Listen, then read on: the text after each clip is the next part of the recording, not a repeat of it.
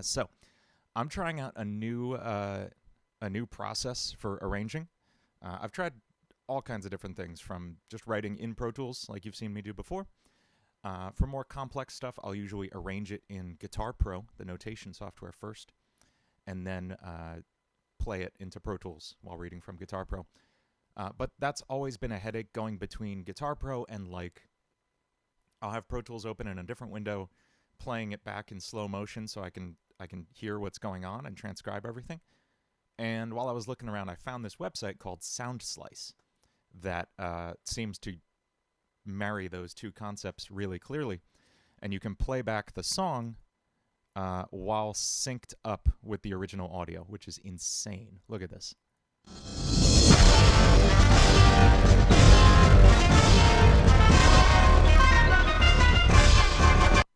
And the only thing that bums me out is it doesn't seem like you can hear the tabs and the original audio at the same time, so you have to switch between them. But it seems a little messy at times, but overall, the real concept is amazing. The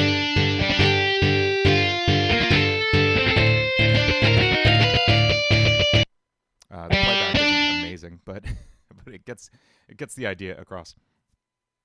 So a couple things. One, I'm planning a new album. Most of it is finished as far as the arranging process goes, and I've started doing the actual sketches for songs. It's going to be 9 songs long, I think. And this is going to be a longer album than my last one. My last one was like, I think it was like 8 songs, but it was only like 20 minutes long because each song was like 2 minutes. So this will be a more full-length thing. 9 songs in a more metal style, my usual stuff, and it's going to be all boss fight music from, like, final boss battles in games. And today's track that I'm checking out is Final Destination from Super Smash Bros. Melee. Melee was my go-to Smash. I mean, I got every Smash when it came out, from the original through Brawl. And I think the original came out when I was in, like, no, they're going to be all covers. I think my next album is going to be all originals. I'm finally going to make that jump. But I want to do one more. These are all covers I've been, like, sitting on the arrangements for, like, 3 years now, and I just want to get them all out there and get them done. And that worked really well for the last project I did. I was really proud of how that, the Green Hill Funk album came out, and I want to do that one more time. And then, is my cat making his way in here? No, he left. Okay. I want to do that one more time with all these fun video game music covers. And then I'm going to do a full-length original, or maybe an original EP or something, either later in the year or early next year. But first, this. So I played every Smash from the original 64 to Melee to Brawl. 64 probably came out when I was in, like, elementary school.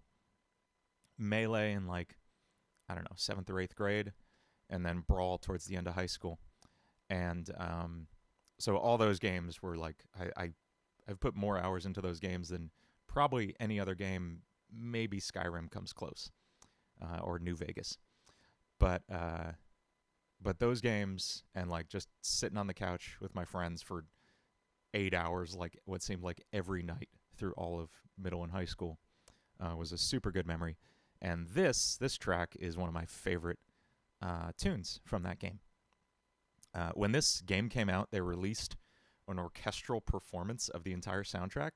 That's, to this day, like, one of the best orchestral, like, albums I've ever heard. And it's insane. It's called Smashing Live, I think, and you can still find it somewhere. I have a CD buried in a closet somewhere. But yeah, here's Final Destination from Super Smash Bros. Melee. And this is a real challenge. There's a lot of really complex harmony going on. That's the reason I'm not just doing this in Pro Tools like you saw me do with Aquatic Ruin, and like I'm doing with a lot of songs. This is one I'm going to have to arrange note by note, and there's a lot like that on this album. This is probably some of the most complex and technical stuff I've played so far. There's a lot of really fun tunes I'm really excited to share with you. So this is really wild, complex harmony. You're going to see a lot of crazy stuff. I'll try to explain as much as I can as I go. I may not have a guitar in my hands for the first half of this. I think I'm going to arrange for the first like hour, so probably till like 11:15, and then we'll jump over to Pro Tools and I'll record whatever range so far, so you can see the production side of it as well. Without further ado, I'm going to jump into this. I did just the first 4 bars to make sure I could actually like figure out what the heck was going on in this song. We've got these cool ascending arpeggios in what feels mostly like G minor, but we have this pretty atonal thing here. Am I ever going to do a live Q&A? Yeah, probably. I'll be honest, the Q&As are like the least viewed things on my channel, and I'm really trying to cut back to only the things that people want to see. So I'll probably do more Q&As, but probably not on the monthly schedule like I was planning to. And I'll probably do a live one sometime if it seems like there's enough interest for that. So I'm still learning how to use this software. So I can add another guitar track here. This seems to be kind of a version of Guitar Pro in terms of functionality. Okay, so I'm going to try to tab out the harmony line, which seems largely rhythmically similar to the main line, but down what feels like a sixth, probably. That's so fast.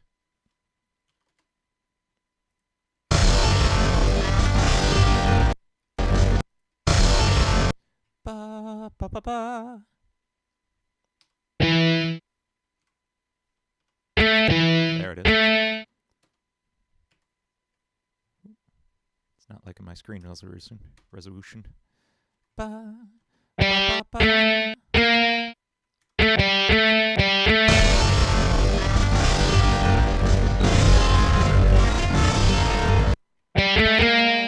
Goes down a major second from there. This is where ear training comes in handy. Can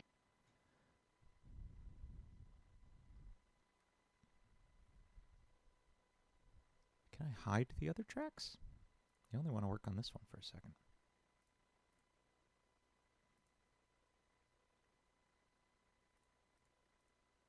Oh, that's better-ish. Okay. I started using this software about 20 minutes ago, so I'm very familiar with Guitar Pro, and this seems to be a weird version of that.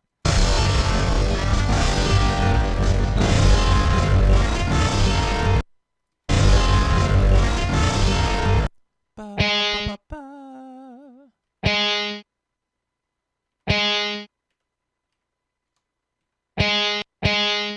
No, I can't work without the notation on that line.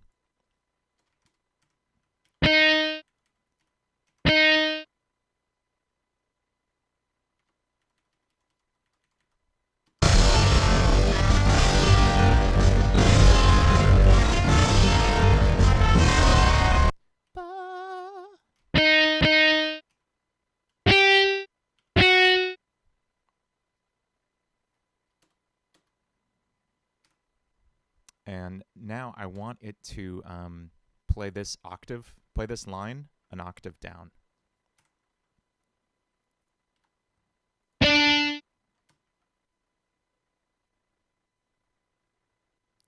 That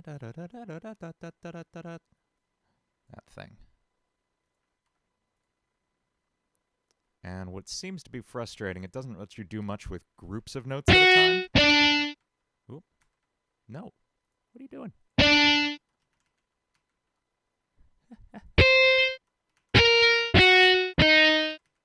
Oh, Tom, I know. You gotta throw all notation conventions out the window in this. I'm mostly only using the standard notation side of it for durations right now. Tom's a music teacher, so this is bothering him as much as it bothers me.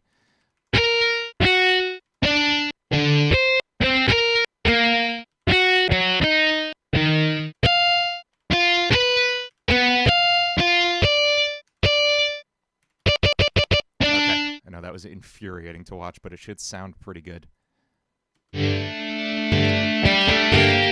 That's painful. Bring it up.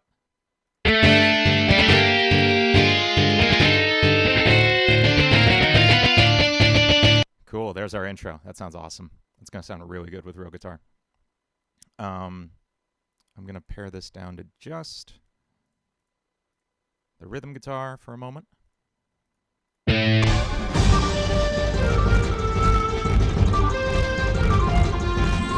Cool, it just hangs out on G for a bit.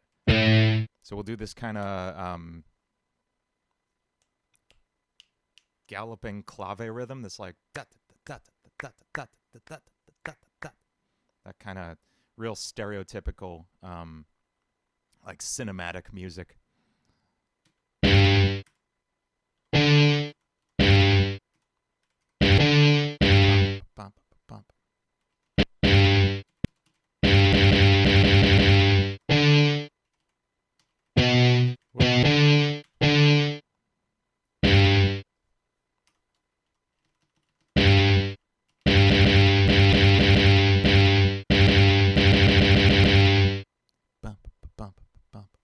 Is it 4 bars of that before it moves?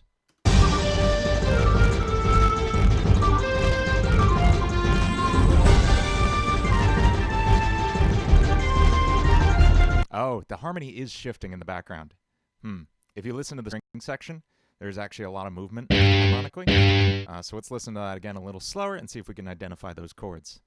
Because I'd like probably maybe one of the rhythm guitars to handle that harmony, those chords, and another guitar to hold down this G pedal underneath with the bass, or just the bass holding that pedal tone.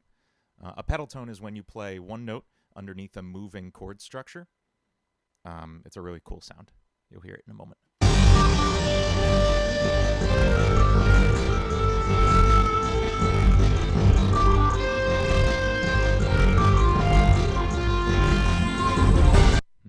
This is frustratingly hard to hear.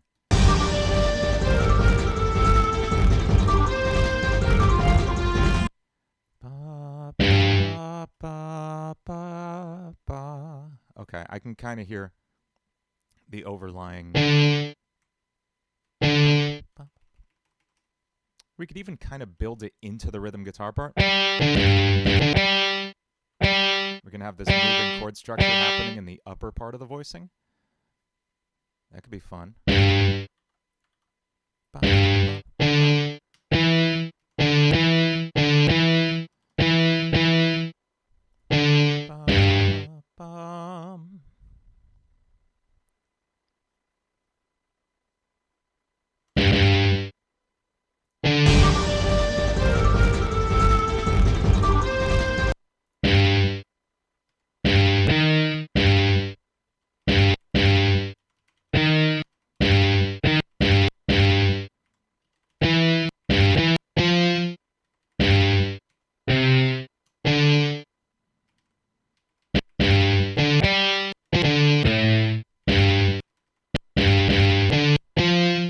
Okay, let's see if that even kind of resembles the part.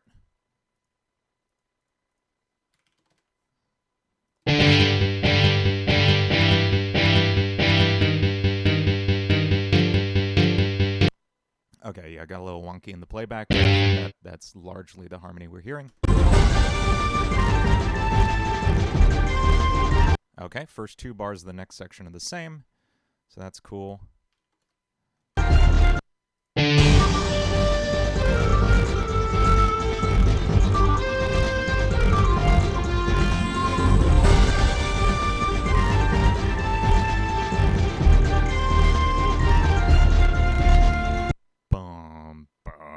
So we go to like a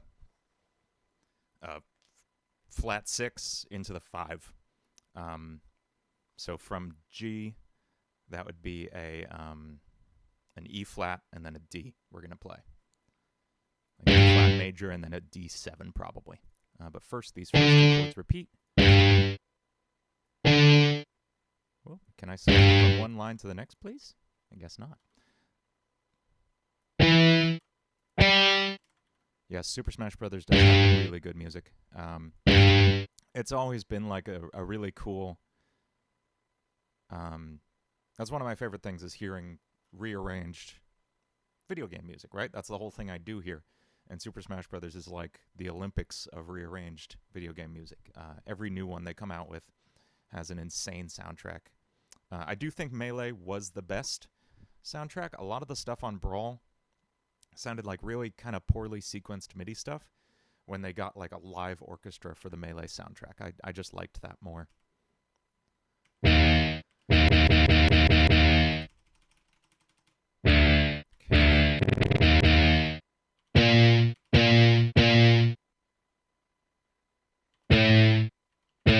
There's only one measure of each of those sounds, maybe.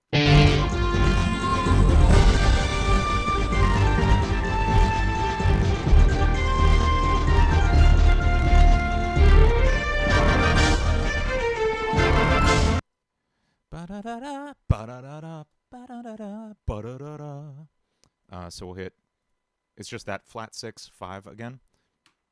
So 1.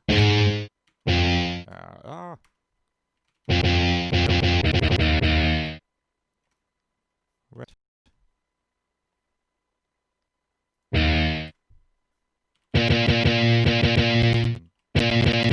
Not palm muted. What streaming software do I use? OBS. Just because it's the only one I'm really aware of, to be honest. I like the general setup. It seems to work well. As many problems as I have streaming, it's never OBS that's the problem, really. It's always Pro Tools causing the trouble, to be honest.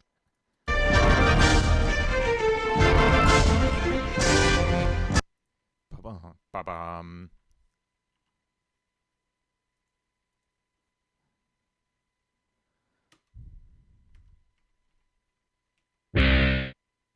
It's an F? Okay.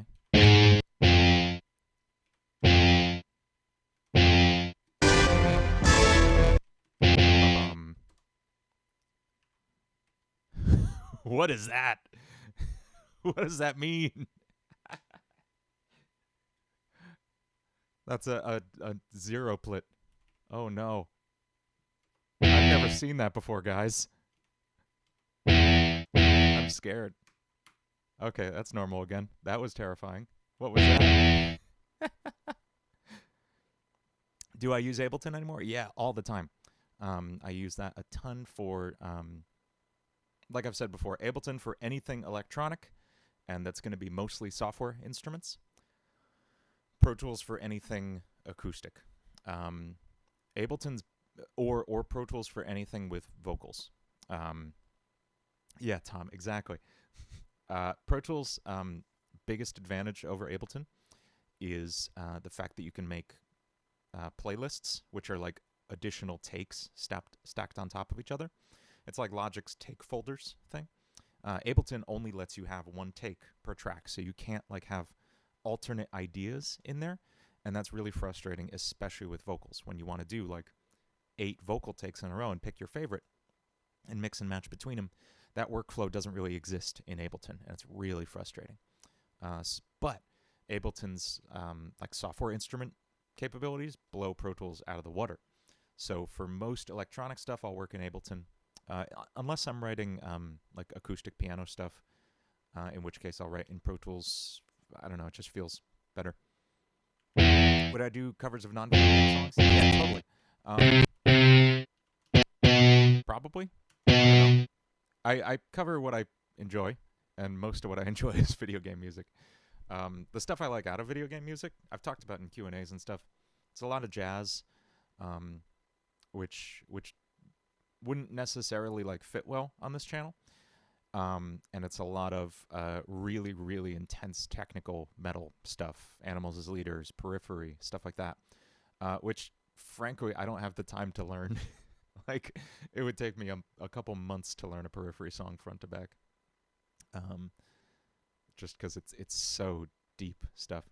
Could I turn my mic up or game audio down? Yeah, totally. I could turn the mic up a little bit. Now mic's at max. Ableton's learning curve is really, really straightforward if you completely ignore the session view.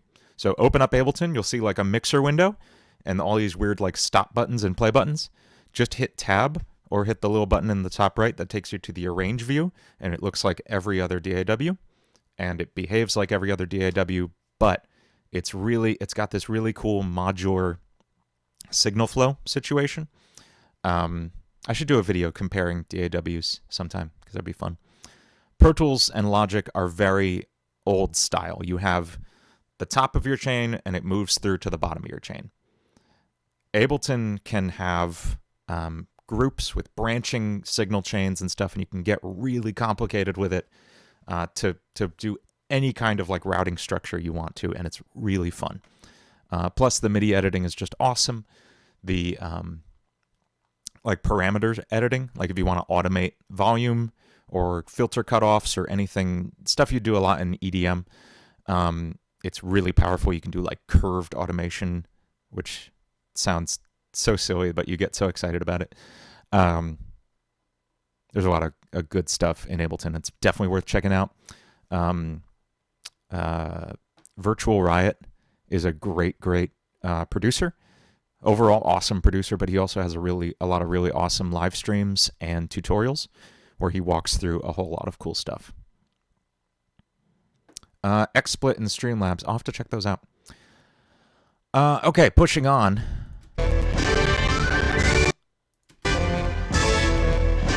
Bum, ba, ba, ba, bum. I hate seeing that tuplet. Okay. He's screeching now. Oh, I'm probably overloading. Probably clipping a little bit. All right. Hope that's good. Hope that's a little better. I could probably turn this audio down a little bit. Let's see.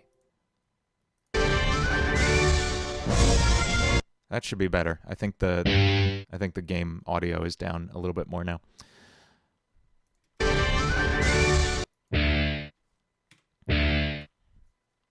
Okay, let's transcribe some of the melody so we can get some more content of the actual song in here.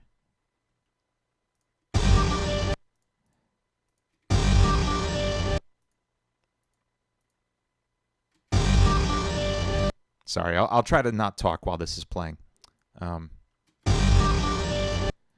ba, ba. That's 1, 5, and then octave up to the 5. We're in the key of G, so that'd be like.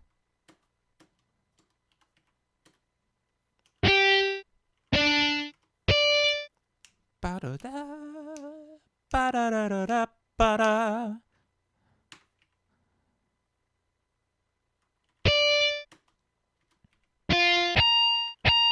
Hello.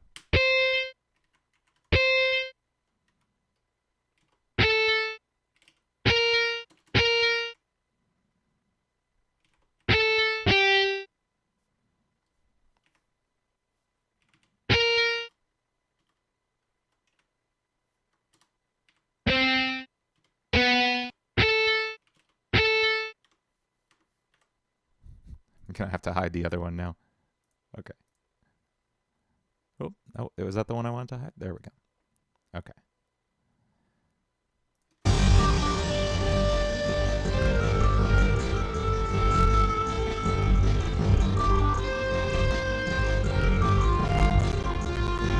Okay, sounds like it's the same rhythm. We're just going to change some notes.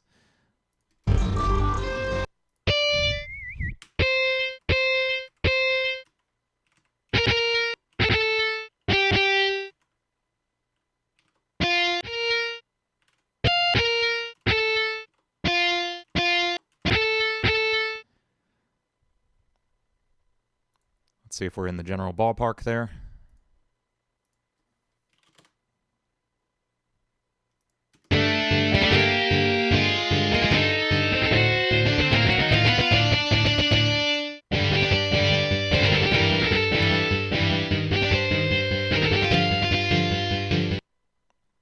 Awesome. And I think the melody is exactly the same for the next 8, next 4. So I'm actually I want to do something interesting there. So, because I hate playing the same thing twice without any kind of development. So let's throw that in here as well. And we'll write a harmony for this. There's no harmony in the original, so I'll have to come up with something here. Can I move all these down by one string at once, please? No? Come on, man. Some of the lack of shortcuts are bugging me.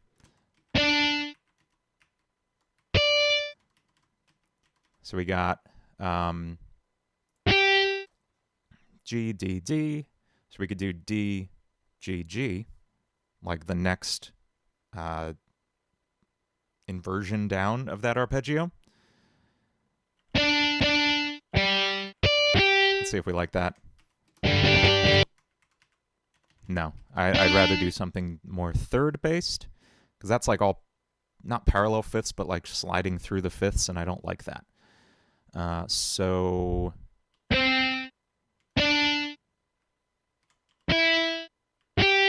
Bum, bum, bum.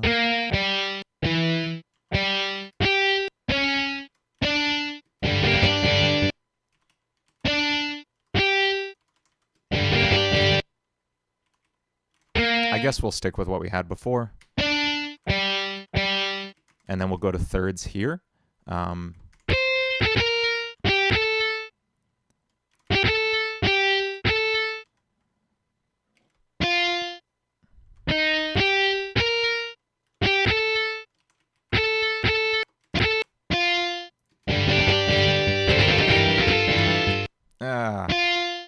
don't like that.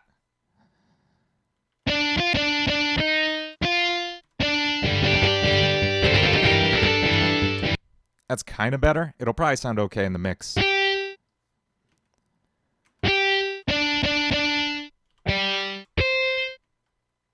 Ba, ba. And then let's move to octaves here, because that's cleaner.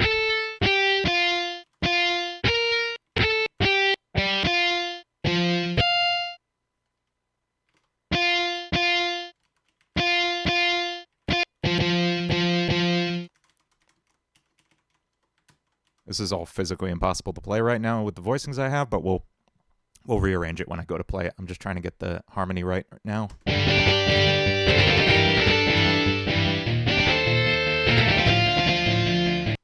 Cool.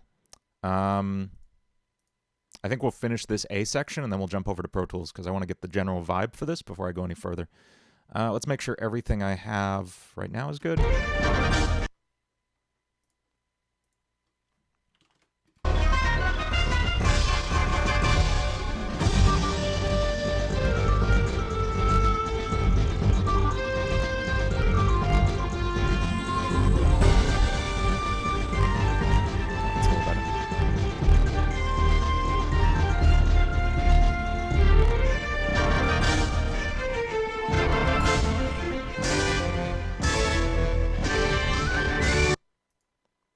Okay, then we have this little cool cadence taking us to the next section. Ba-da-da-da-da. So that happens on beat 4.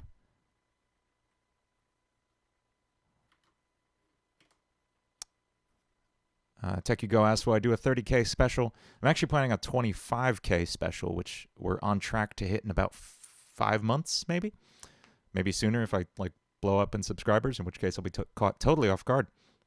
But I'm gonna do something fun for 25. Would I have fun doing gaming? Yeah, I really want to do some like live streaming gaming or let's plays or something. I just do not have time right now. Ba-da-da-da-da.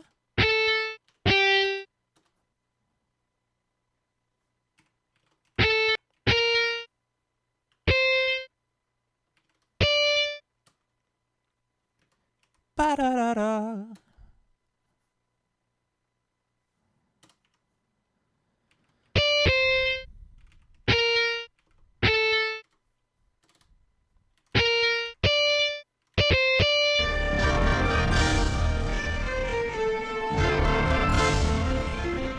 Okay, that arpeggio is bonkers. Let's find that.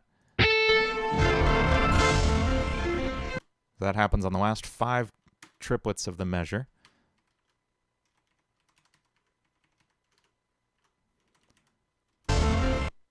Ba-ba.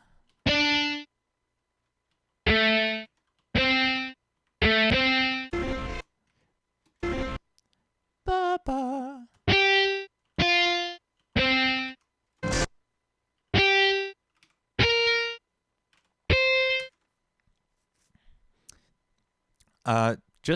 Just honestly, like, get started and take a swing at it. That's the only way you learn. Is like, you can't get experienced without trying it out. Yeah, TechUgo says, I have so many songs I want to do in Ableton. I just don't know how to do instrumentals. The first thing you could do is start with a song you know and just do your best to replicate it in Ableton. It might sound like absolute garbage the first like couple years. I would love to show you like some of the first things I produced sometime if I can dig them up. I think they're on an old computer somewhere. But it was absolute trash for the first like 3 years. What you saw on at the very beginning of my YouTube channel, I'd already been making music for like 6 years at that point. So that's how long it took to even get something I was comfortable like putting in front of people. So it just takes a lot of time. You got to have fun with it first. Make music you love, so you're having fun with it, and then you won't feel bad that it doesn't sound good yet.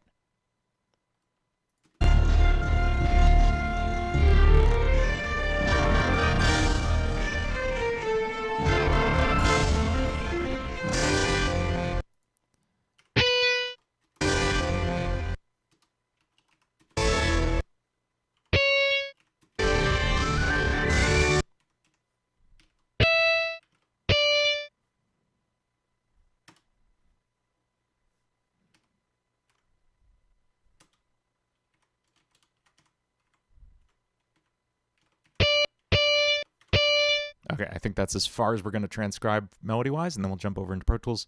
I just want to transcribe the harmony as well, if there is one. Feels like there should be.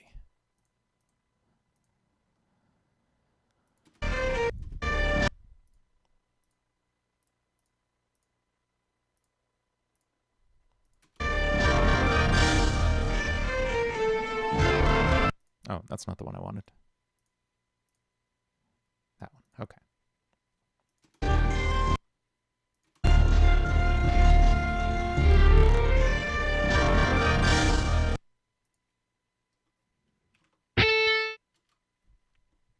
It doesn't feel like there actually is a harmony there. It's probably just a lot of rhythm stuff.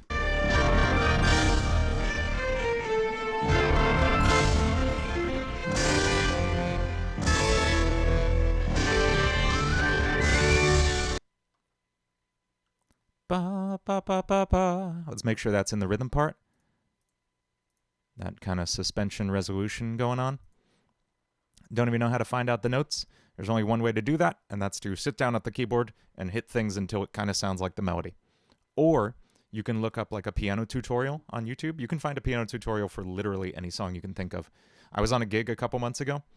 Yeah, sing the notes while you play the keys, and just like try to find it.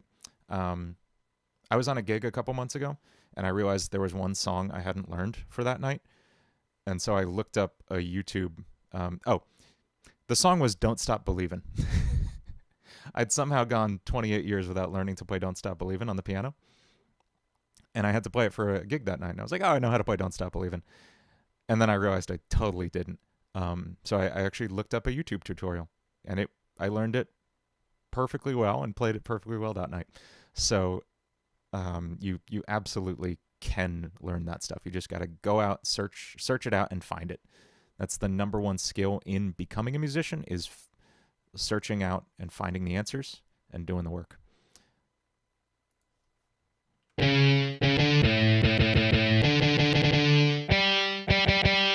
Cool. All right. I'm going to call that done arrangement-wise. So we can step out of there. Can I make this so much smaller so I can actually see it on screen while I'm in Pro Tools?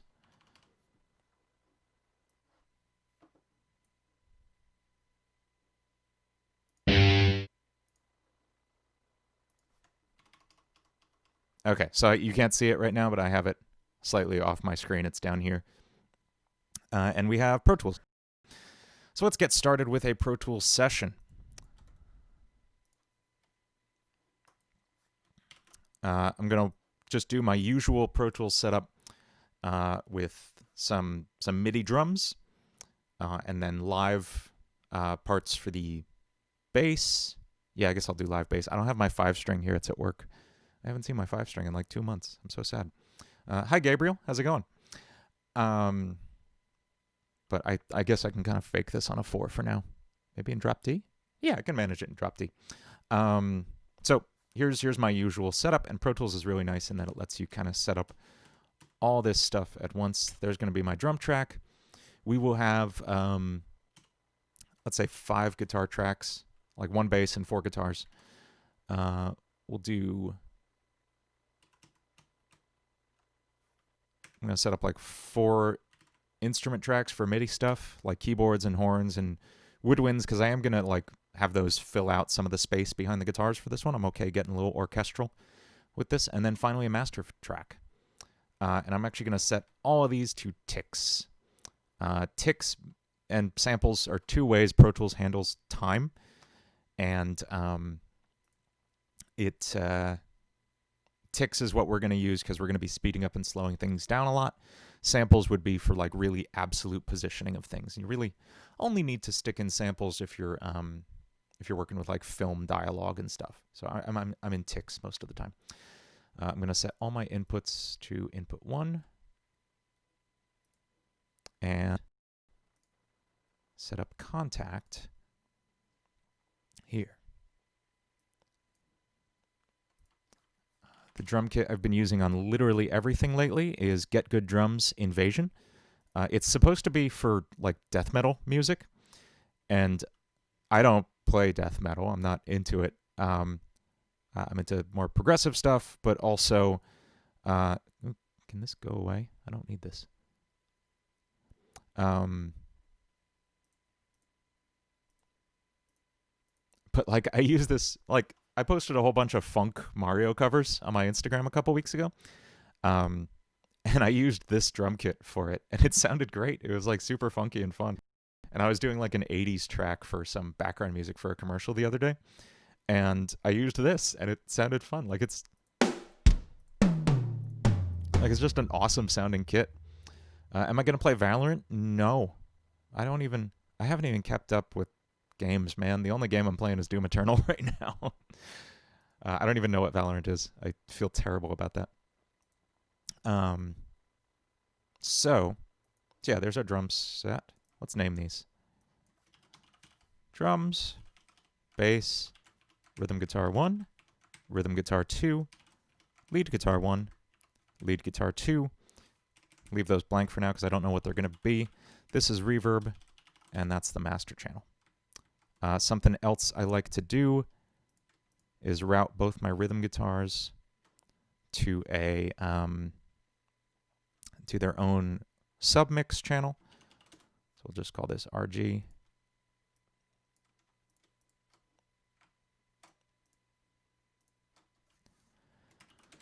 And same goes for my lead guitars. So now I have both those lead guitars on a single fader, which is going to come in handy later when I'm mixing stuff. Hang on. The audio might get weird. If so, I apologize. Check, check. Are we still here? Yes, looks like it is. Okay, cool. I just changed my buffer settings so I can actually hear my guitar. It's a free FPS. It's a free FPS mix of Overwatch and CS:GO. I played a lot of Counter-Strike. Haven't played Overwatch, not even once. I'm not into multiplayer games mostly, to be honest. I really like a good, fun single-player game, and that is it. Like the only multiplayer I ever played significantly was like Halo 2 back in the day. We're gonna put my go-to guitar amp, Tone Forge, Jason Richardson, on the rhythm guitar channels. And that's kind of it for setup. Let's start tracking some stuff in. I feel like this song is probably around 150 BPM. Let me grab a guitar.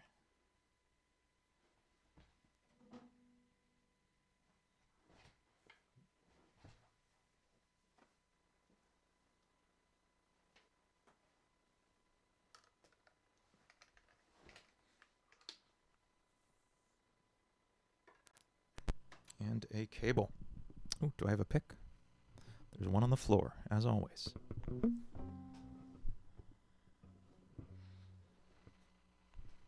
Two most reliable places to find a guitar pick, the floor and the dryer.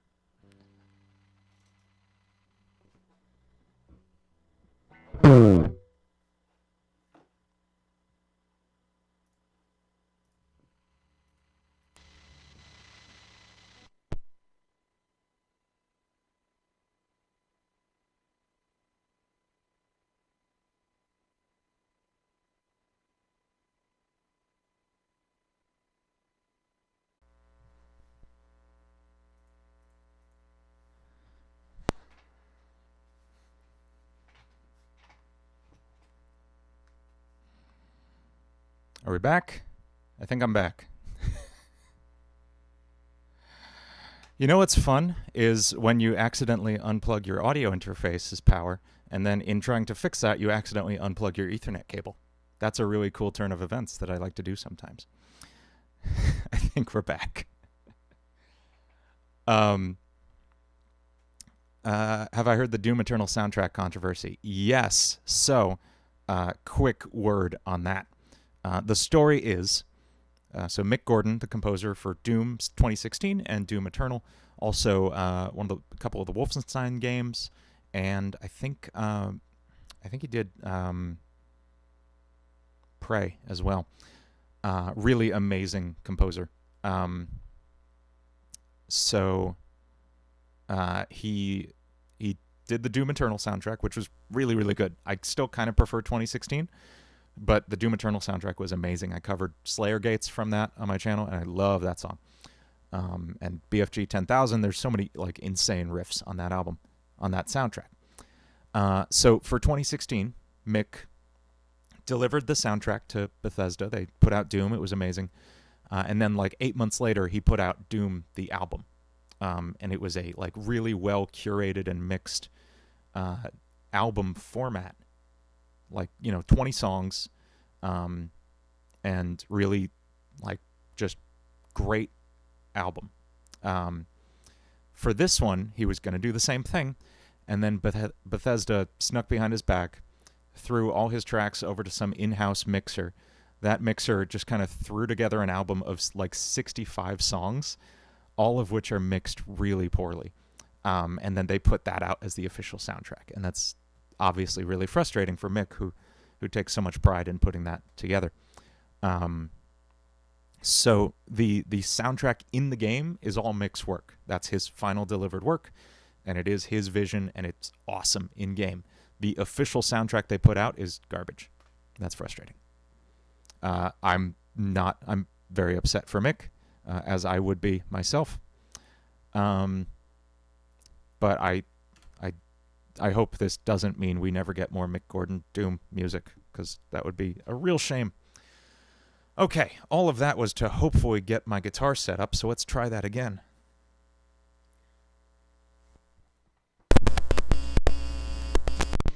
G Fuel? It's gross. I drink water and coffee.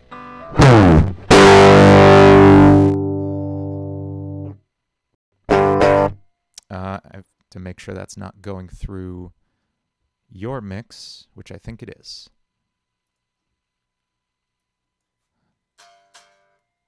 Okay, cool. I think that's better.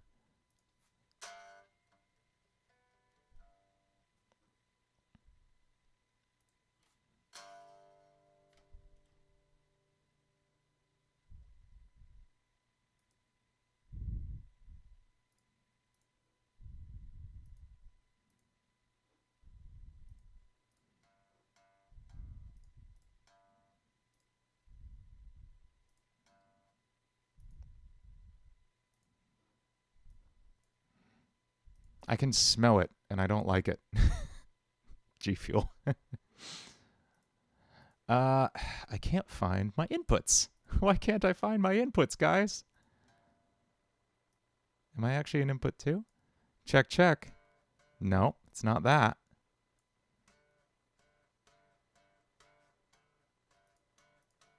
Oh boy, guys.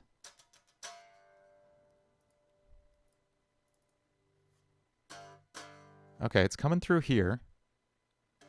Why isn't it coming through in Pro Tools?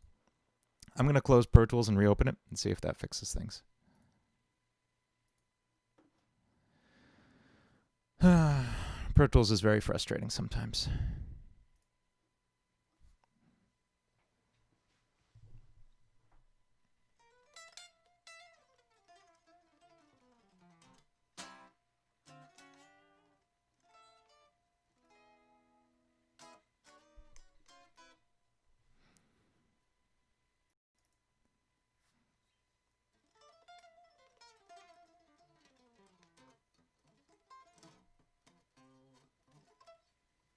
Whoa! Oh, okay.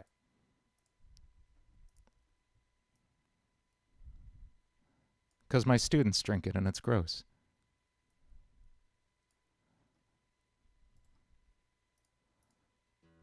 Oh, hey, there you are. Okay, cool.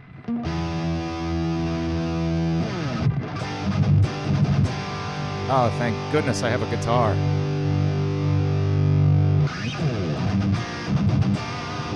Guitar's out of frame and I don't like that. A little better? You can see all the mic stands I have sitting around my room.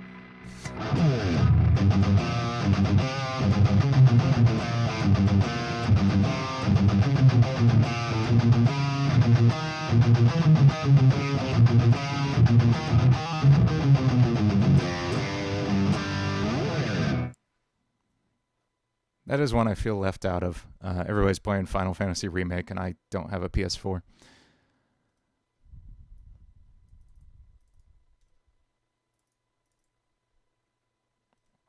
FL Studio's okay. I find the workflow really frustrating. Okay, let's start playing this thing.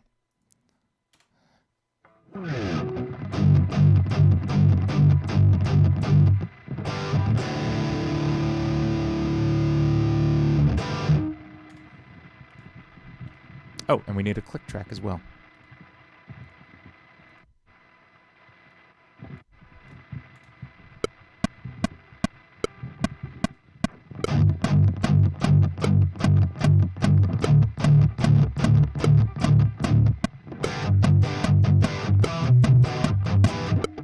Be nice if I could play guitar.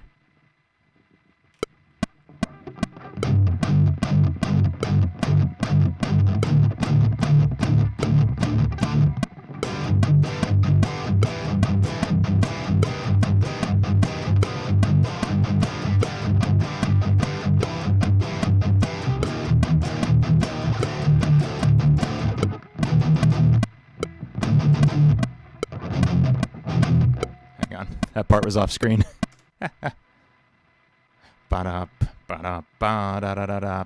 Okay. Let's start right at those triplet chugs.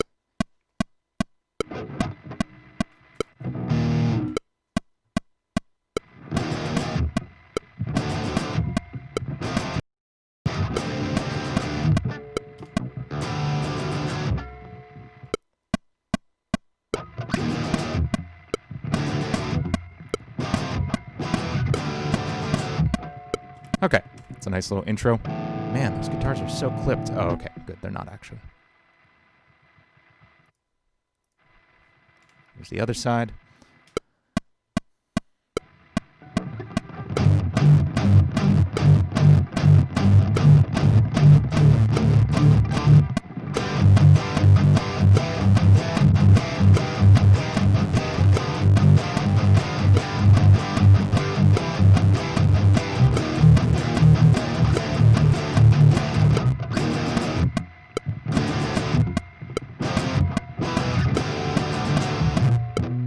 Cool.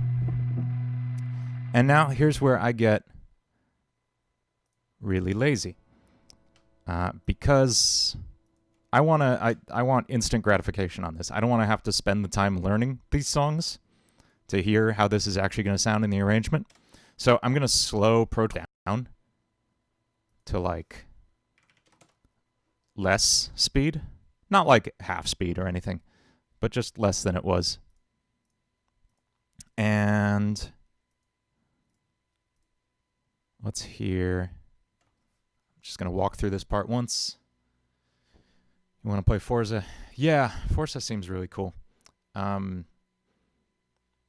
Yeah, the graphics cards are expensive. I was looking at new ones and they're wild. What hertz is my monitor? I don't know. A few. A lot. At least 60, probably. Maybe 120. It's a 4K Dell monitor. What system do I have? I have the original Xbox One.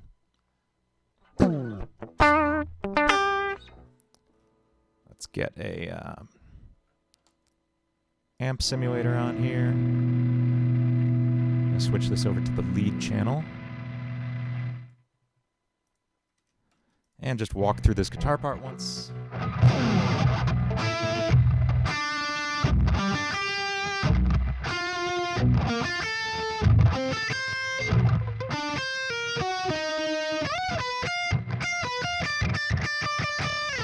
Boy, that's an intro. This feels ridiculous.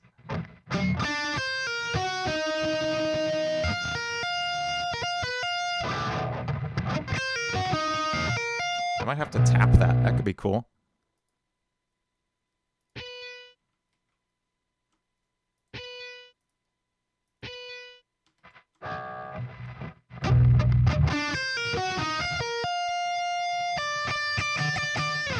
Is there a difference between 60 hertz and 120?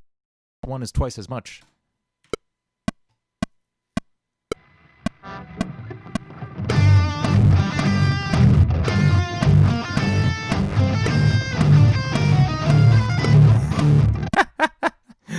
That's still really hard to play at this tempo.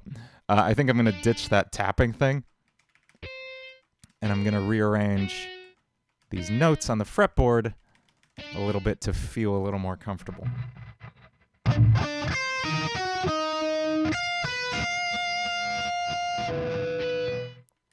Or what passes for comfortable.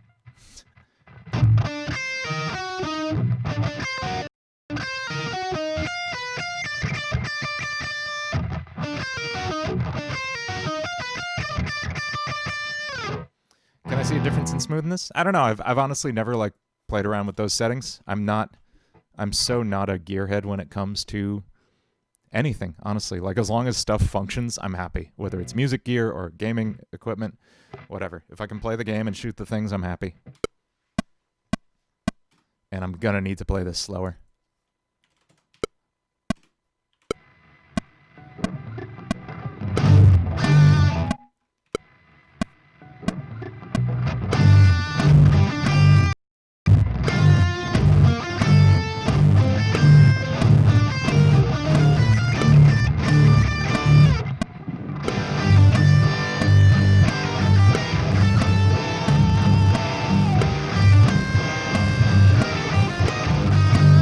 Whoops.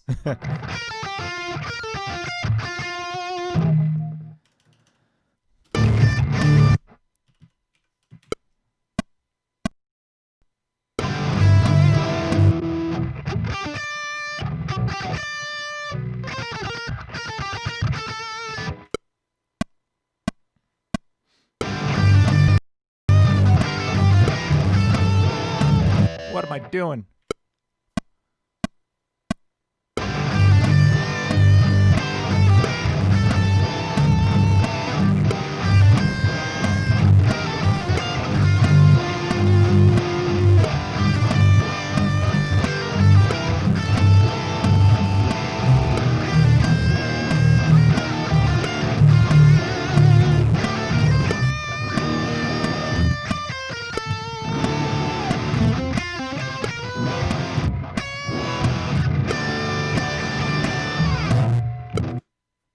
That's cheating. It absolutely is. I don't actually record the final parts like this. This is just like a pre-visualization. And boy, do I need to redo that ending. I did not write that in a functional way in any way.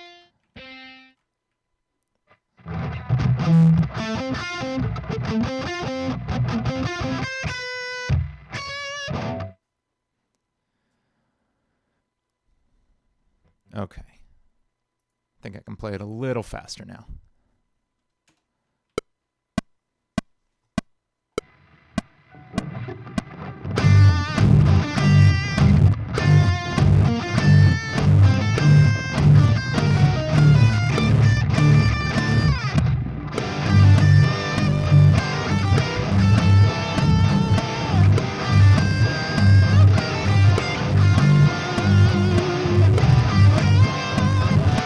tried to throw a cool bend in it. It didn't work.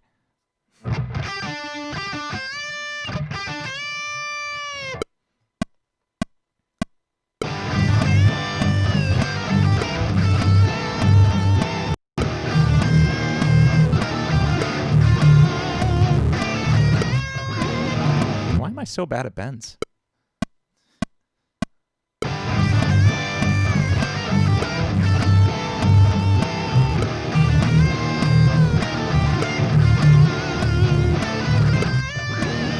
What is going on, guys?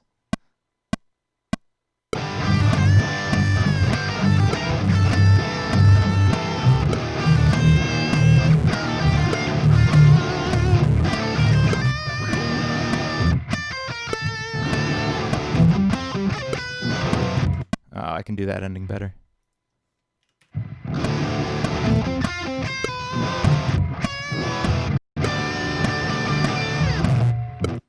Do I have a Patreon? Technically, I never took it down, but I'm not posting to it right now. There's a chance I may make use of the Patreon when I do this new album and post tabs and stuff on there, but I'm not sure yet.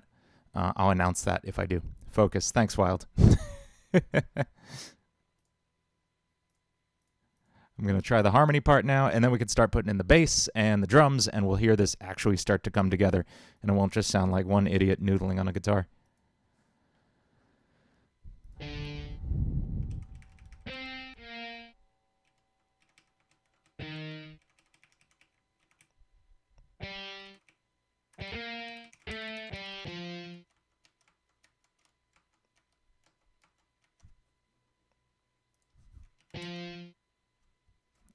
Okay, the harmony part is...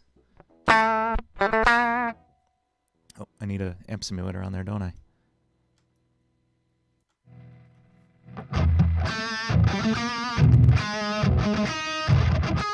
What?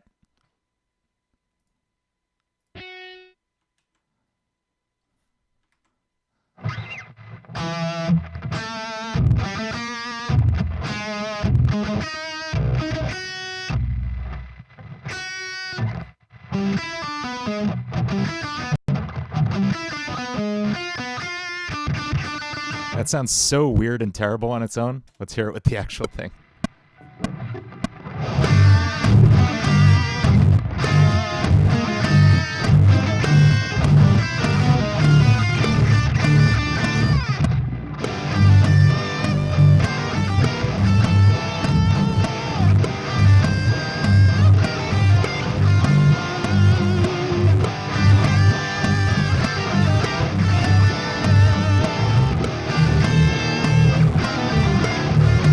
Oh, I gotta double check that end.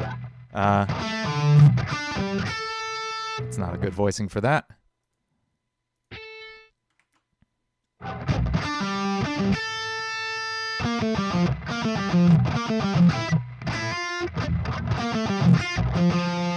Is it a quintuplet? It might be a quintuplet, but I hear that rest at the beginning. I don't think it's a quintuplet. You're talking about the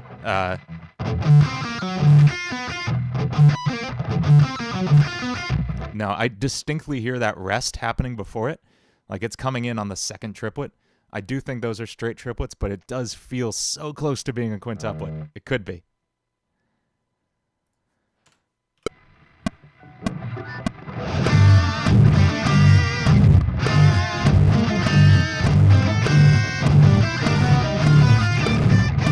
I'm playing something wrong there. It's hard because I'm reading 6-string tab on a 7-string and it's messing with my head.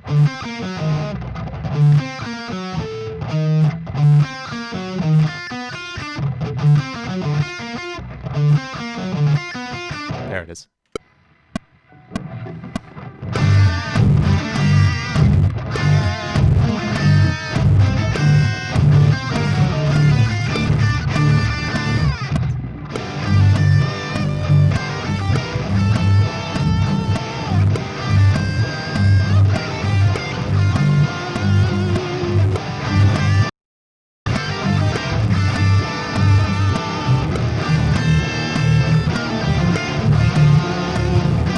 That last line was incorrect.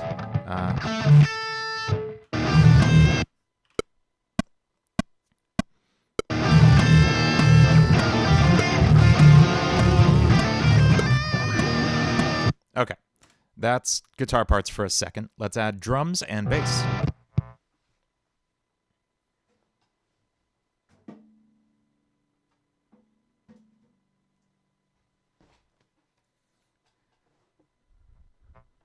I could make it so at the end. Yeah, I could. I might do that. I'm bad at quintuplets. And there's no good way to like notate them in Pro Tools. There's no quintuplet grid in here, which is really frustrating. I will try that. That sounds cool, but that's not the good bass tone I want. Super quick overview of my bass tone if you haven't watched my bass tone video. Although I might do it slightly differently than I did in that video. I like to split my bass tone into a low and high section using a multi-band dynamics compressor, usually. And usually just 2 bands. So this means it's working with the lows over here, which sound like this. And the highs, which sound like this. You couldn't hear really either of those because they were so low. So we're going to boost the highs quite a bit. And then we're going to do multi-band distortion on this as well.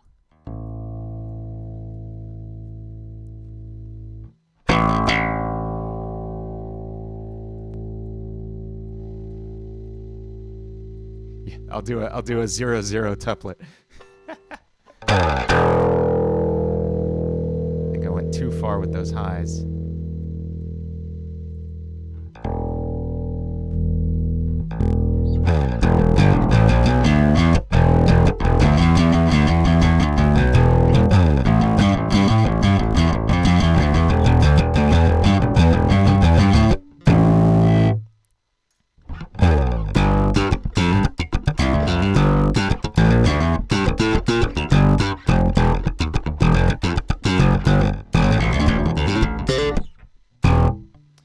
I like this bass tone a lot. And it's just Isotope Alloy, which is like an ancient plugin at this point. But it always sounds good. And I can get pretty much the same tone with fingers or pick.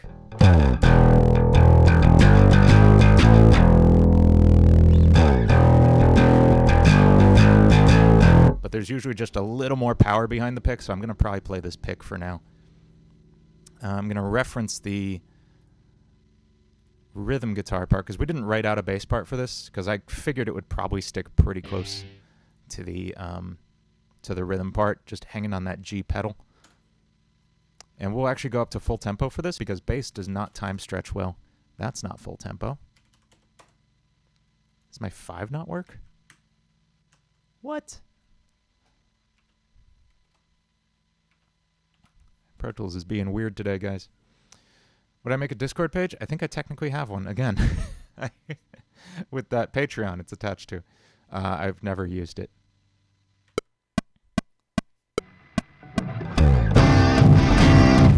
I forgot I'm reading 7-string tabs.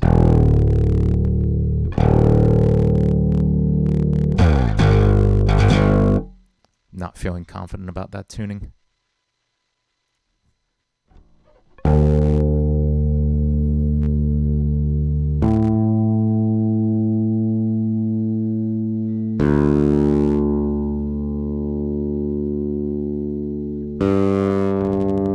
Okay.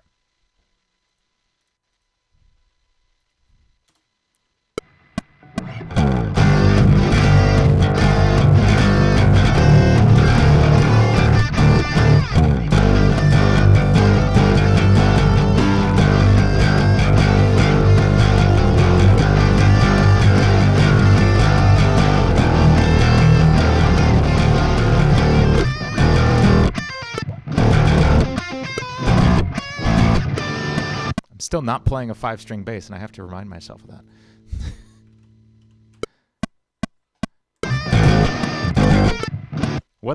Where's E, guys?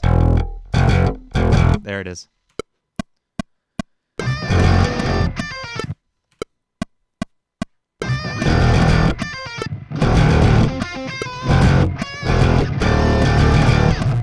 Okay, there's our bass part. probably. Let's program some drums, and we'll start having something cool.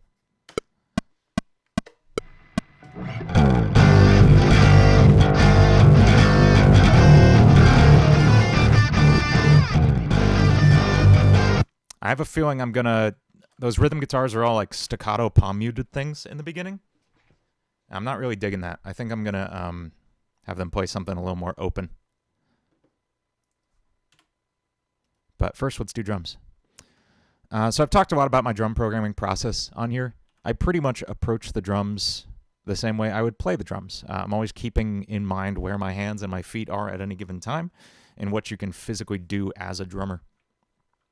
Because there are limitations. We only have so many hands. And there are certain like idiomatic things you do on the drums. Oh, I forgot. My one beef with Get Good Drums is they have this absolutely absurd mapping by default. Like none of the notes make any sense. So I just load in the general MIDI preset and I can program comfortably. Because why on earth would they make it use the same notes that every other drum sampler on earth uses?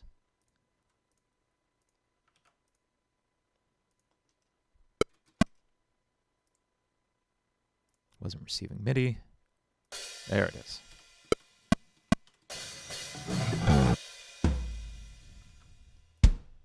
And we'll start with kind of a drum solo. What would be the perfect music production software for me? Pro Tools, if it worked reliably.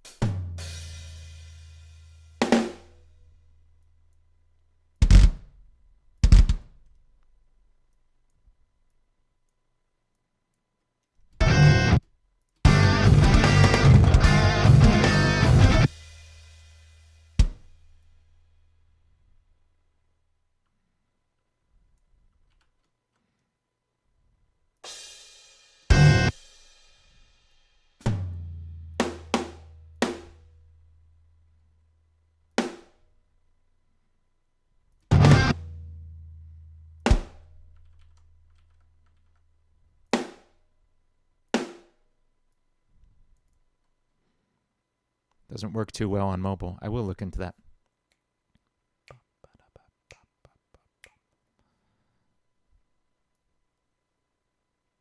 Trying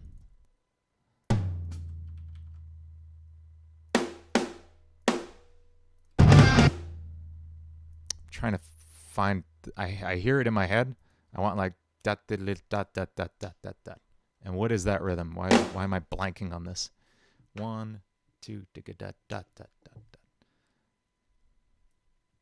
They 30-second notes?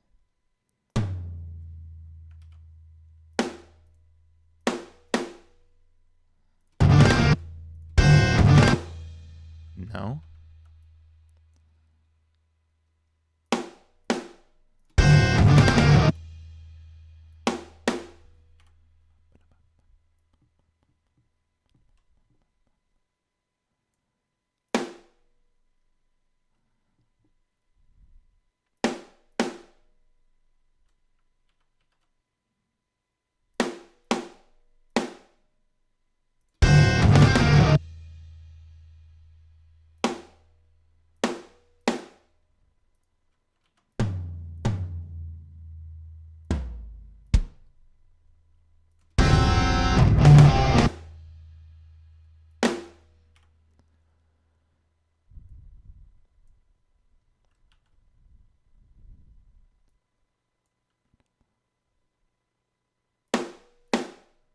Why am I like completely blanking on how this triplet functions? I'm like just shutting down here.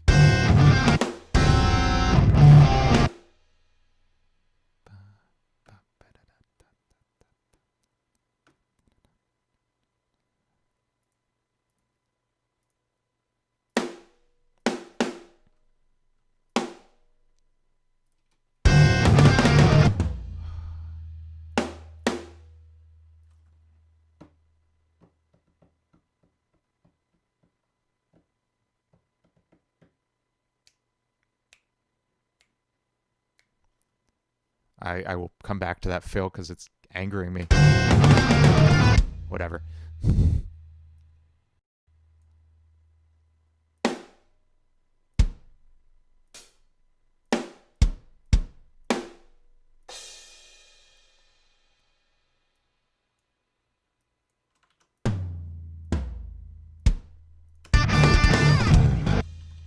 Okay, that should be a functioning intro. I'm going to redub the guitars on that to be just held chords.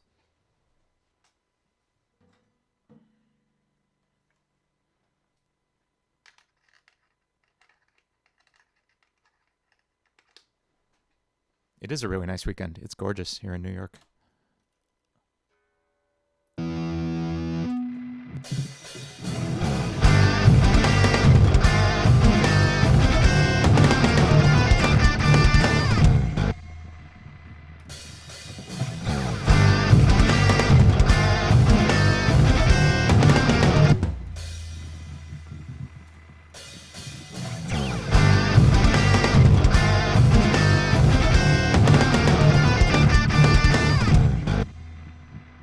That's the part.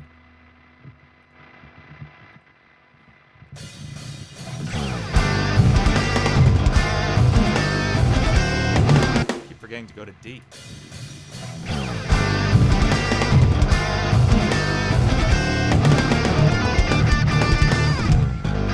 Okay.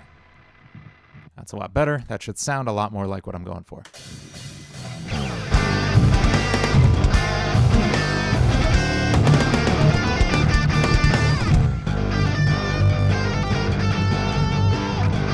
And I kind of want to have it start by echoing,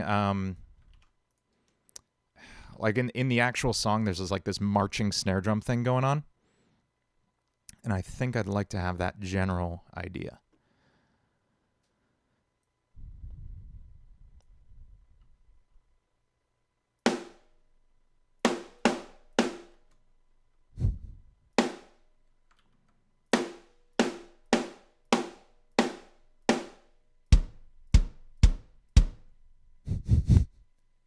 How's it going, Free Hong Kong? I don't know. I don't know what kind of question is that. Anything I could do where I could make a living doing this, I'd be happy. I wouldn't care where it is.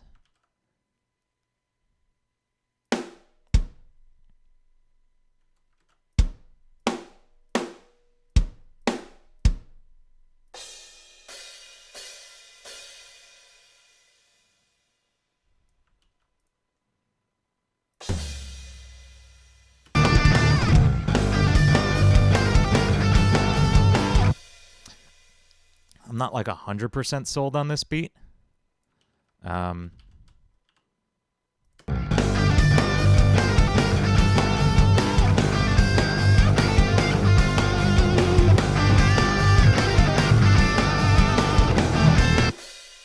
No, that doesn't sound good. I don't like that. We could go with a more straight, like, rock beat.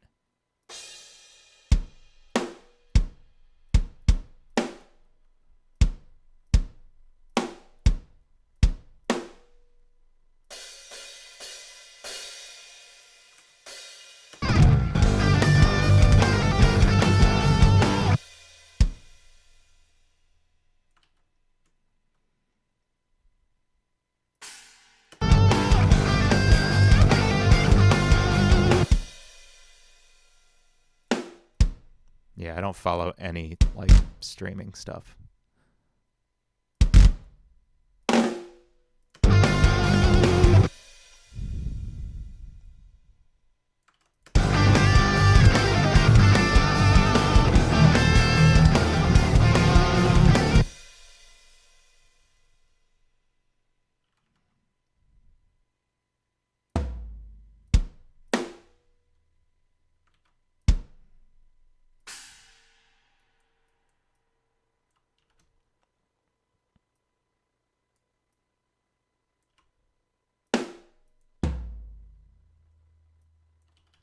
Bum, bum, bum, bum. Thank you so much, Jan Solomon, for the super chat. That means a lot. Been following your channel for years. First time catching me live. Thanks for the hours of entertainment. Keep it up. Thank you so much, Jan. That means a lot. I want to do more of these. These are a lot of fun. Getting to hang out with you guys. Wild77 asks, would you rather fight a gorilla-sized lizard or a lizard-sized gorilla? I had to think about the relative sizes of those things. And what worries me is the ambiguity of the size of the lizard. Because gorillas come in one size, which is enormous. But lizards come in everything from itty-bitty little dude to Komodo dragon. I'm not sure on the exact species designation of the Komodo dragon. Is it in the lizard family? Probably. And in that case, they're both kind of scary, but I think I'd take lizard-sized gorilla on the off chance I get one of the tiny ones.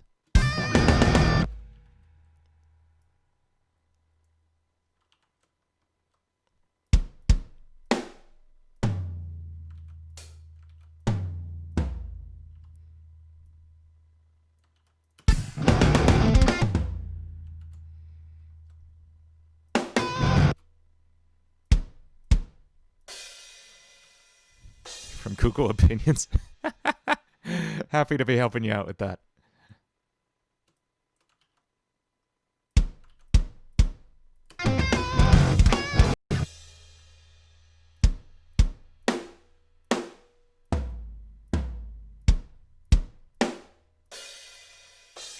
Okay, that feels like a drum part. I think that's a functioning part. We can start actually doing some mixing stuff to make this sound cool too, because that's what I want. I want to get excited about this as I'm working on it. I want it to sound awesome while I'm working on it. And I won't get excited if it doesn't sound awesome, because I have a really short attention span, and I like immediate gratification, as I've said.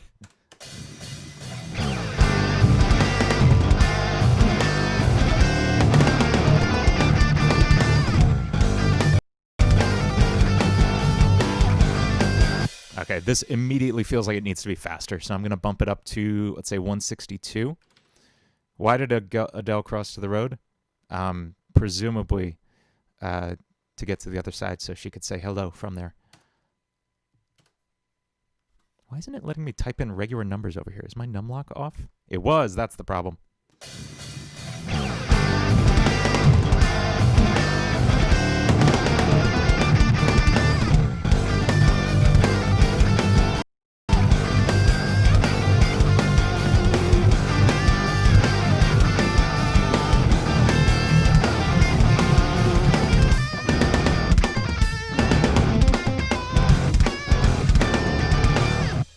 Cool.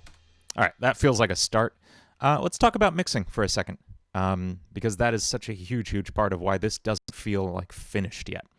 I'm going to pare it down to kind of where I usually start mixing, which is the drums.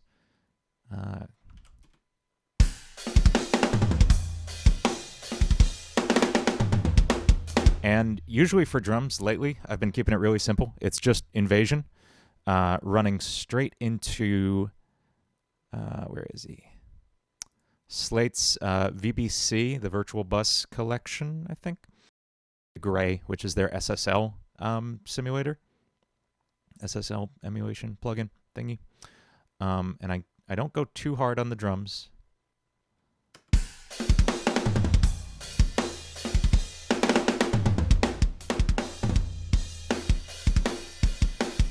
So you can see we're getting a good amount of gain reduction. You can see we're getting a good amount of gain reduction on the compressor plugin, but that means we're losing a lot of transients. We're losing a lot of those hits from the drums. So I'm going to pull down the mix control, which means we're going to allow a lot more of the original signal through. This is called parallel compression, and it's one of the best tools you can use for drums and compressing in general.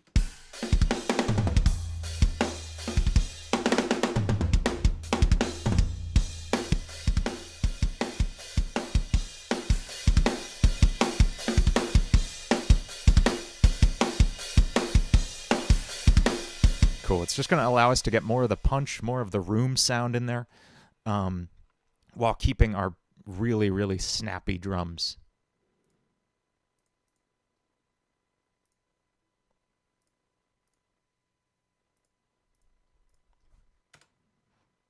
I wonder if I have anything open that's taking up some of the streaming abilities.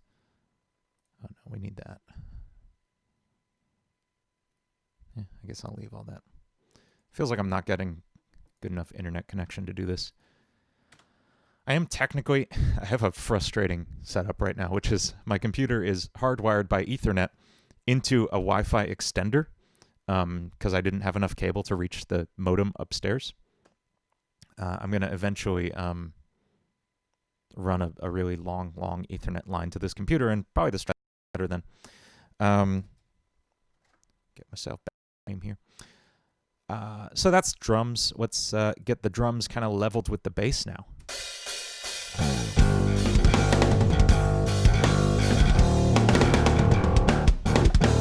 So something I use pretty often on bass is a plugin called RBass by Waves. Not Max Bass, but RBass, which is a really simple, literally 3-slider plugin. I'm going to leave most of it at default and just play with the intensity until I get a sound I like. And this introduces harmonic frequencies to the bass that allow you to hear the fundamental of the bass. It tricks your brain into hearing more of the fundamental of the bass without actually taking up more low end. So it's like a bass cheat code.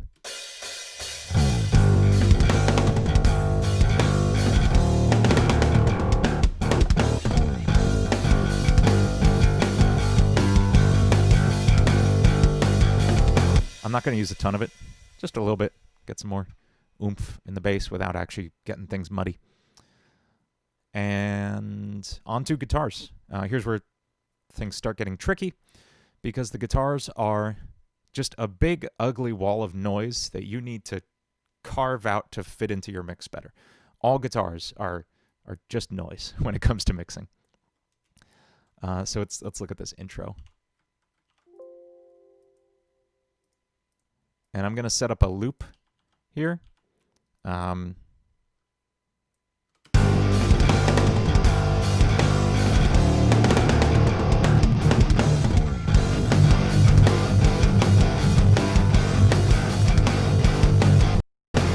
they're not sounding bad off the bat. I do notice some fighting between the guitars and the bass. I'm going to take the drums out for a moment so I can just focus on the relationship between guitars and bass at the moment. Now, if you look, you can just visually see how much is going on in this range down here. And if I get a copy of Neutron on here, I'm just going to use it as an analyzer for a moment. You'll see that's where the bass lives. Like that's the point of the bass is that spot right there. So we want to get the guitars out of the way of the bass. So I'm just going to take a high pass filter and just get them out of the way. And you probably didn't even notice a change in the sound of the guitars. It just got clearer. If we listen to with and without that low end in the guitars,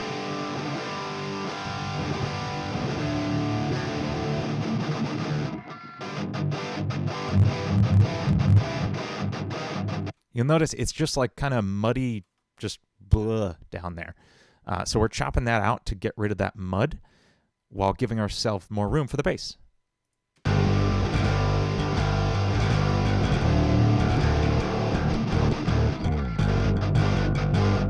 Cool, that's sounding a lot better. I think we're just going to do a little bit more carving in the high mids to make this guitar sound a little better.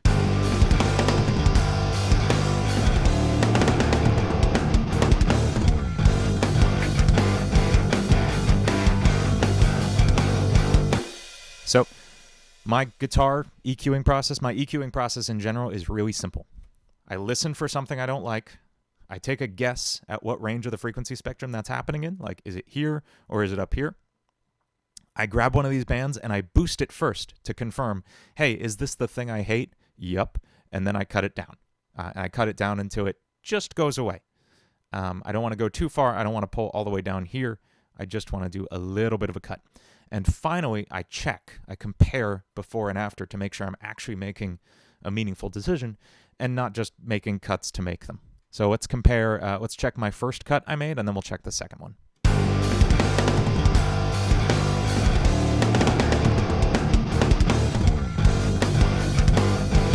Yes, absolutely. That takes so much of the harshness out of these guitars while still leaving the tone. But in taking that out, we kind of became mid-heavy, and I want to reduce some of that too. So that's where this second cut came in. Let's compare that.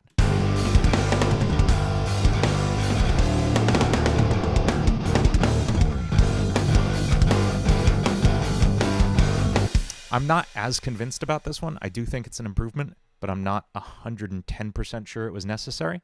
I'm going to leave it for now and see with the guitars. I may or may not take it back out, leave it back in. We'll see how it compares to the leads.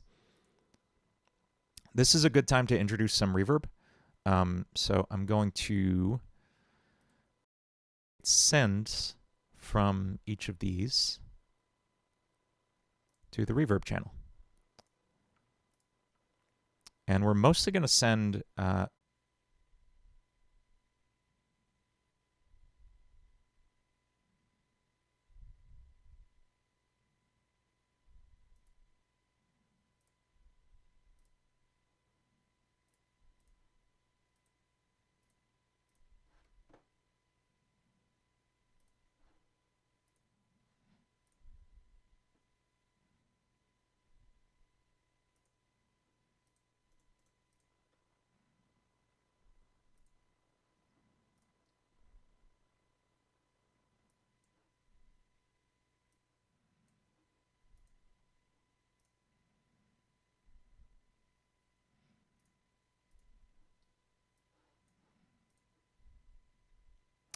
all right, I think it's coming through again. Yeah, I'm not sure what's going on with my internet quality here. This is a bummer.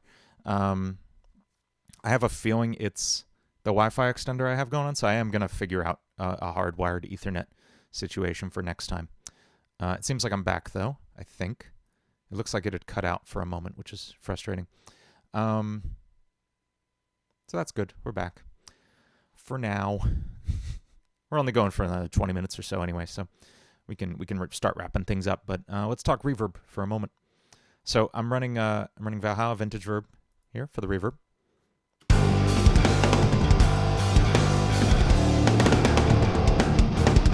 And it's a subtle reverb for this kind of song. There's already so much going on here that it doesn't need to be like drastically crazy.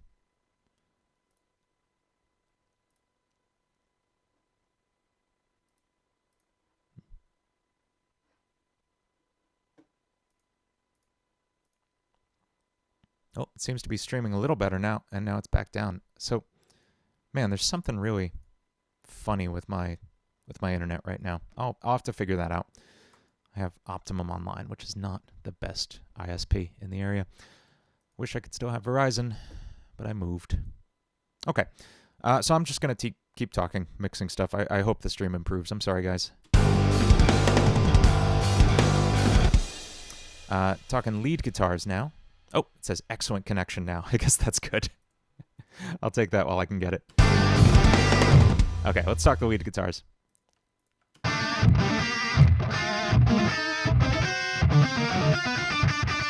Okay, so those sound like computery as heck because it's all sped up right now, but there's a lot we can do to improve the overall sound. First is going to give these some reverb. Next, we're going to do the same thing we did to the guitars. We're going to cut the lows, but probably not the mids as much because these guitars are going to sit on top of those rhythm guitars. It's going to kind of use this mid-range as its new home base.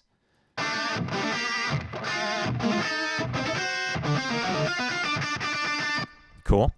And finally, my absolute like killer technique for lead guitars is oh boy, Echo Boy does not like running in 4K. That's funny. Oh no. Oh no. Can I close that and reopen it?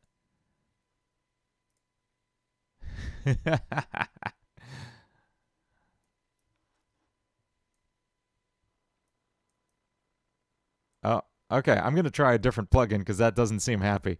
Let's use Waves H delay is pretty good too. Yeah, I'm gonna get an entirely different connection set up for next time. I'm sorry about the buffering issues today.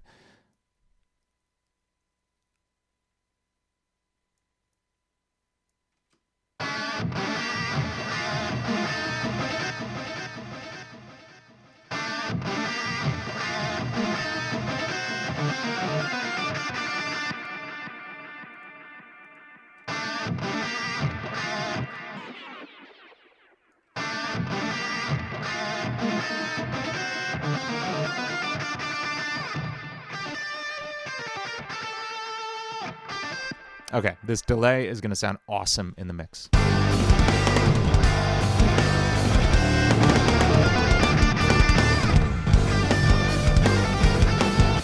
Cool.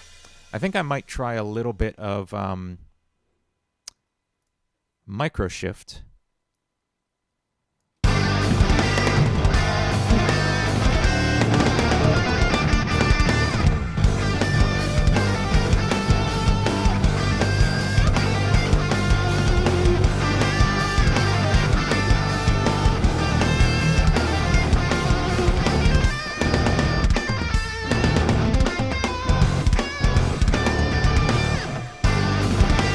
Cool. All right, that's starting to sound like a song.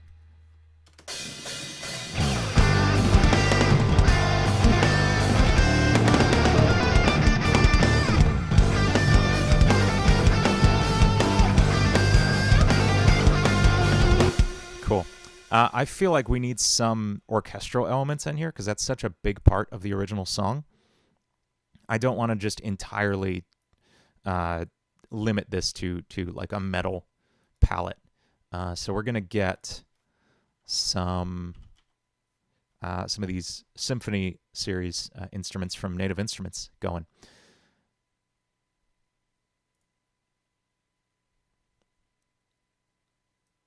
Let's get some staccato horns on. Let's see how that sounds.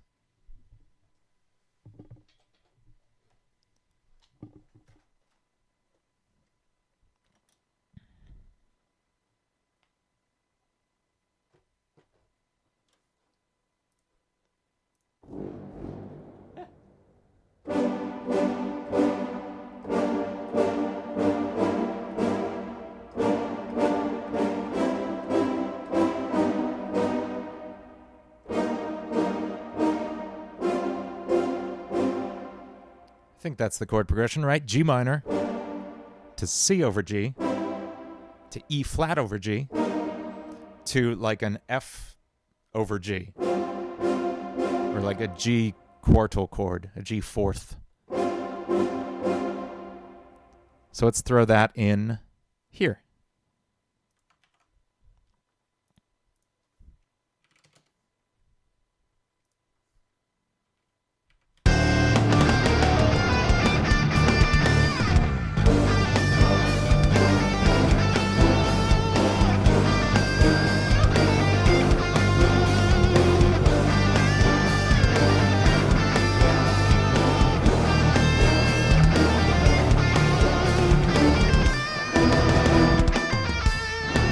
That wasn't right at the end there, though. That should be an F chord.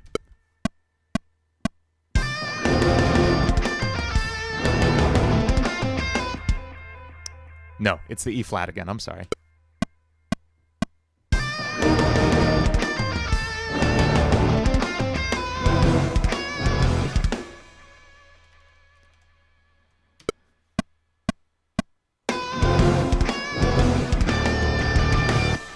Ba, ba, ba, ba, ba.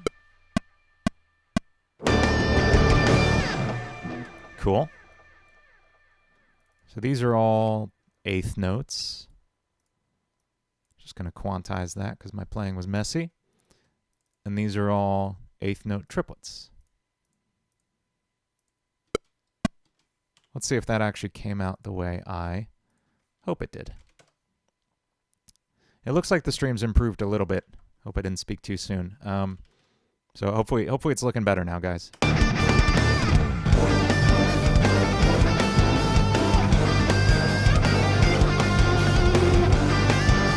And literally the second I said that, it starts buffering. I'm so sorry.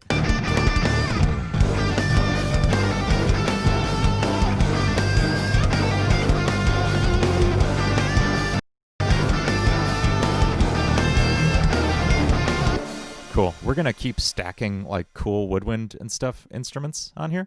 I'm going to do this next, I think.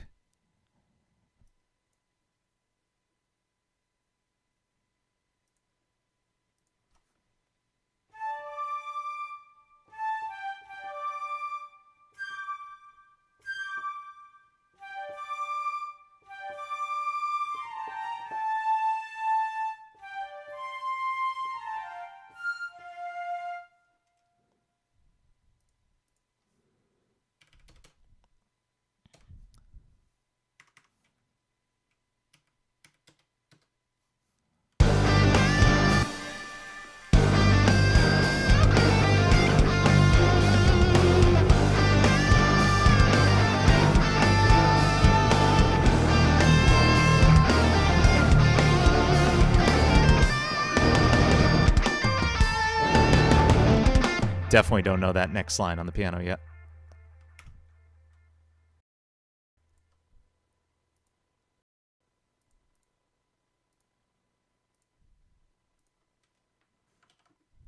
Those horns really do fit in well. This flute isn't responding the way I thought it would. I'm going to have it doubled on some kind of percussion. Maybe xylophone, I hesitate to say.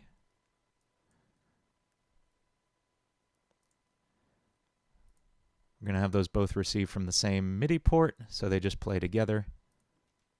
Let's just see how that sounds on its own.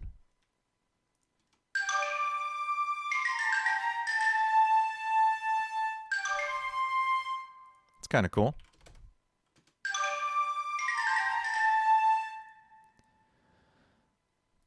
Not as convinced this is the right patch for the flute. Let's try sustain.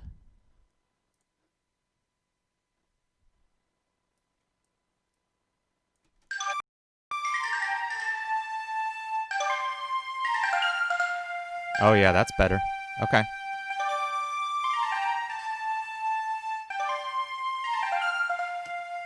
I know, Tech Hugo. There's nothing I could do about it right now. For next time, it'll be better though.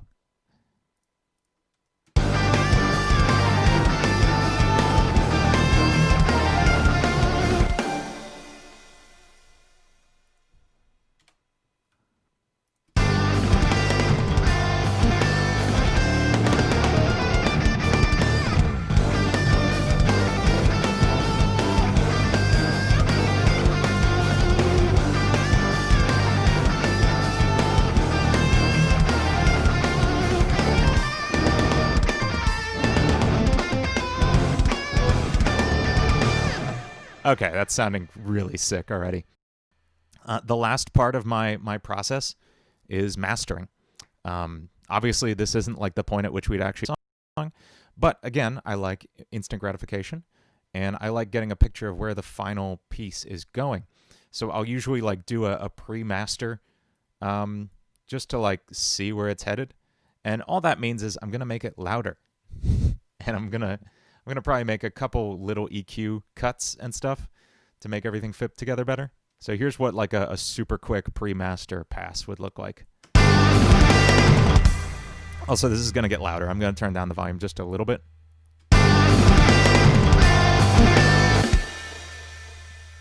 Yeah, there's definitely like some Japanese, I mean it's a Japanese composer, so that does make sense that we're in that general department. And the use of percussion like that can certainly suggest that.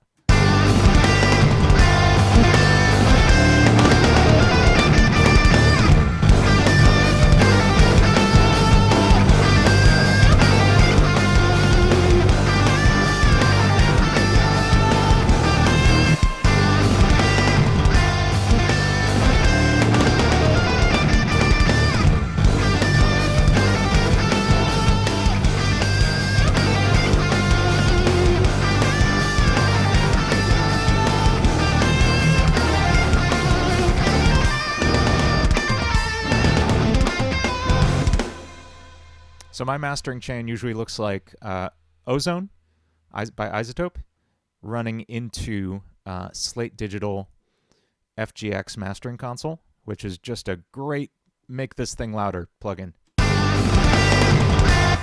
And I'll usually master until the RMS is sitting around -11 dB, which is like a good recommended range for your song, somewhere between like -11 all the way up to as maybe as high as like -9 or as low as -14.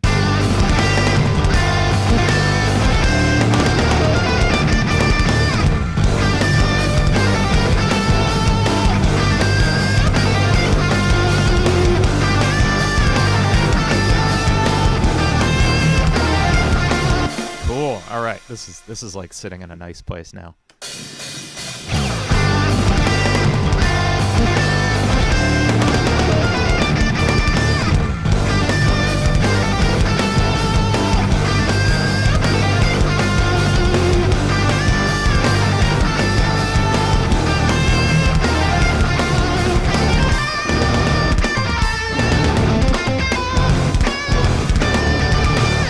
Cool. I'm so happy with that. That sounds awesome. I'm really, really proud of that. The hard part is going to be just learning the rest of this, learning to play this stuff actually physically on the guitar and then tracking it, shooting the videos, all that stuff. But we've got the general idea, and that's often the hardest part, like figuring out the overall vision for a song. I'm going to start wrapping things up. I do want to show you guys, let me see if I can find like one of the other tunes I have for this album. This is one of my favorites that I've been working on.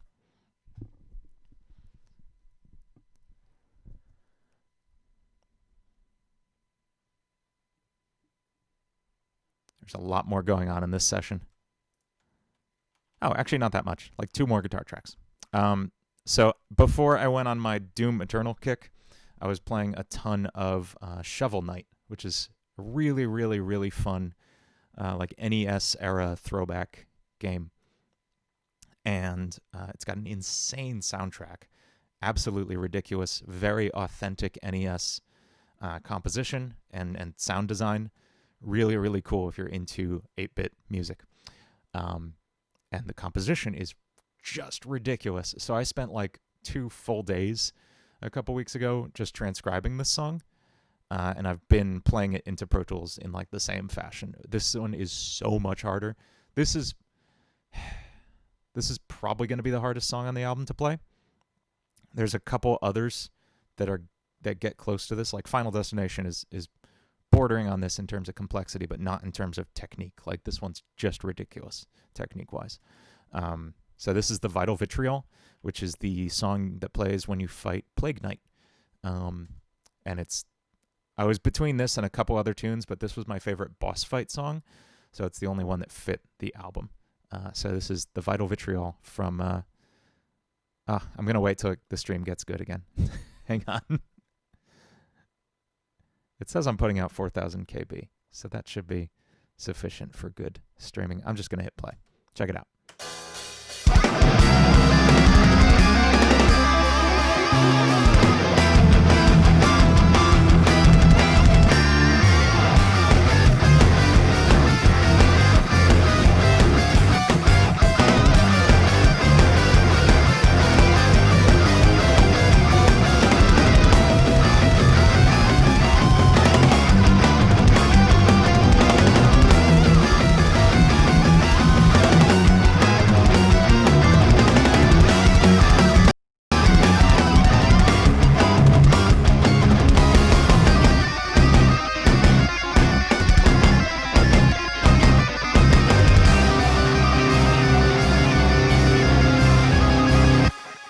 It says it stopped streaming data, which is very frustrating. Can't look at these meters anymore. I hope that played through for you guys.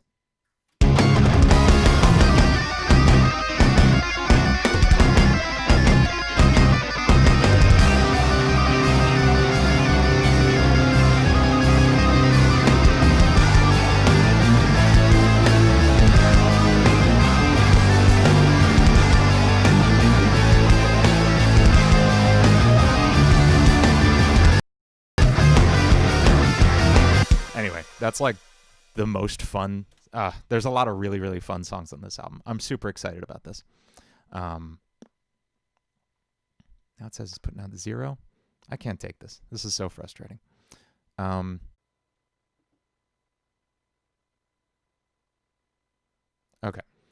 While it's streaming right now, which it seems to technically be kind of outputting data, I want to say thank you all for coming. Thanks to Wild77 and Tech You Go. You guys were the main ones here most of the time. I saw Hello Valtteri early on, Gabriel Docia earlier, Tom Neeson, of course. Hello Valtteri, and of course, thank you so much to Jan Solomon for the super chat. That means a lot. I want to thank you all for hanging out today. I will see you again soon with a much better connection, I promise. I'm going to have a new cover up next weekend. Then I'll do another production live stream like this, probably doing some more mixing-focused stuff, getting real deep into the details on that. And then the album's going to start releasing. So I'll probably do a week-by-week release of singles for the album. That is all. Thank you guys so much for hanging out. You're all so awesome. I'm going to type this into the chat too, just in case this didn't come out.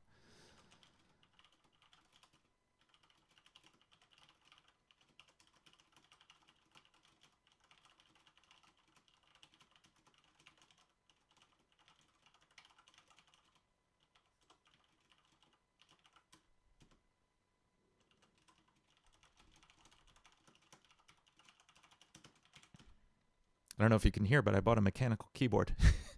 So it's clicking and clacking like crazy.